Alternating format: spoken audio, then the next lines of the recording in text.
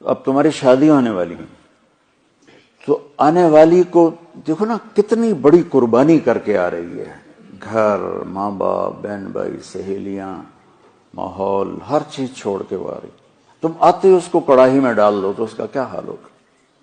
اور جتنی کوئی مشین قیمتی ہوتی ہے اس کی ڈائی اس سے بھی قیمتی ہوتی ہے۔ ڈائی سانچہ انگریزی میں ڈائی کہتے ہیں، اردو میں سانچہ۔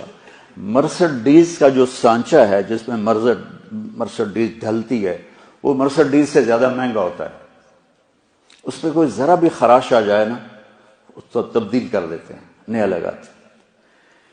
یہ جو 2-3 سال ایک ہی ماڈل چلتا ہے کہ نیا ماڈل لانے کے لیے کروڑوں ڈالر پھر خرچ کرنے پڑتے ہیں کہ نئی ڈائی بنانی ہوتی ہے، نیا سانچہ بنانا ہوتا ہے، اس لیے 3 سال ایک ہی ماڈل چلتا ہے۔ تو دنیا کی سب سے قیمتی مشین انسان ہے جس کا سانچہ ماں ہے، جس کی ڈائی ماں ہے۔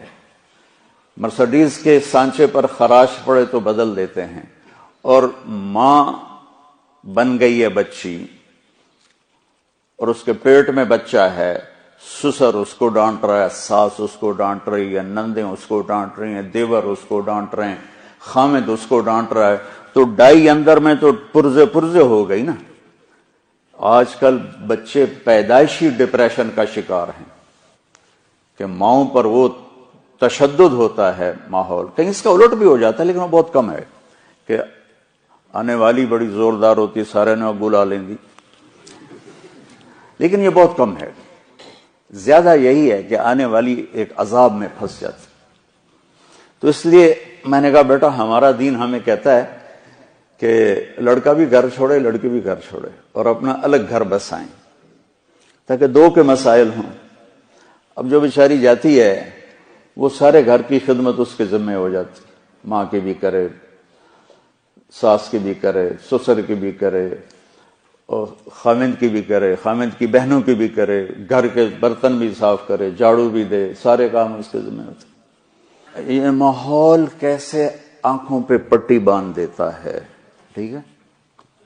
میری شادی ہوئی فیصل آباد، میرا گاؤں، اس وقت وہاں بجلی بھی نہیں تھی، تو میری بیوی شہر سے اور وحشت زدہ ہماری جانگلی زبان وہ سمجھتے نہیں تھی، چپ کر کے بیٹھی رہتی تھی، تو وہ پھر میرے پاس روتی، تسی بولی جاندے ہو میں نے پتہ ہی نہیں لگتا تسی آگ کی رہے ہو، ایسی کیفیت۔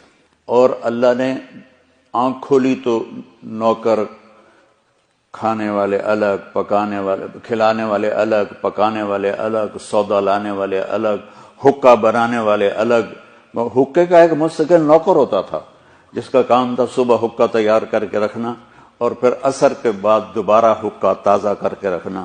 اس وقت حکے پر پوری مجلس لگا کرتی تھی۔ تو میں نے اپنی ماں کو کبھی نہیں دیکھا کہ میری ماں کو اچھا پکانا بھی نہیں آتا تھا اور روٹی گول نہیں بنا سکتی تھی چونکہ سارا کام تو نوکرانیاں کرتی تھیں، تو میری ماں کو کوکنگ نہیں آتی تھی اور نہ ہی کوئی روٹی پکانی آتی تھی۔ بطور عورت تھوڑا بہت وہ جانتی تھی لیکن چونکہ کام کرنے والیاں ہوتی تھیں تو ان کو بھی ضرورت نہیں پڑی۔ اب اس ماحول میں جرگا، پوری مجلس شورا بیٹھی ہے، پوری فیملی کی عورتیں اکٹھی ہیں اور گفتگو کیا ہو رہی ہے؟ تیری ماں تا چولہے تے سڑدی پئی ہوندی ہے تے بیگم تیری ٹھک تے پیڑے تے بیٹھی ہوندی، ٹھک تے منجی تے بیٹھی ہوندی۔ اور میں ہنس پڑا، میں نے کہا میری ماں کداں چولہے تے سڑی؟ میں نے کہا میں ہمیں تا اسے ماں چو جمیا، میری ماں نو تو ہن تائیں پکاونا نہیں آمدا، تو کداں چولہے تے سڑی ہے جو میری بیگم جیڑی ہو ٹھک تے بیٹھی تے ماں چولہے تے سڑدی پئی۔ میری ماں صرف نگرانی کے لیے جاتی تھی کیا پک رہا ہے کیا ہو رہا ہے بس، یا جب کھانا تیار ہو جاتا تھا تو نوکروں کو تقسیم کرنا، ڈیرے والوں کو تقسیم کرنا، مہمانوں کو تقسیم کرنا، گھر میں اپنے ہمیں یعنی بچوں کو دینا۔ یہ ماحول ہے کہ سب کچھ ہوتے ہوئے بھی ڈیمانڈ ہے کہ اے بھی جھاڑو پکڑ کے شروع ہو جائے۔ تو دیکھو بیٹا ایک منفی مزاج ہوتا ہے، جو ممبر پہ بیٹھے تو منفی ہوگا، جو گھر میں جائے گا تو ہوگا، جس جگہ جائے گا وہ الٹا ہی ہوگا۔ تو میں تمہیں اس سے نکالنا چاہتا ہوں کسی طرح۔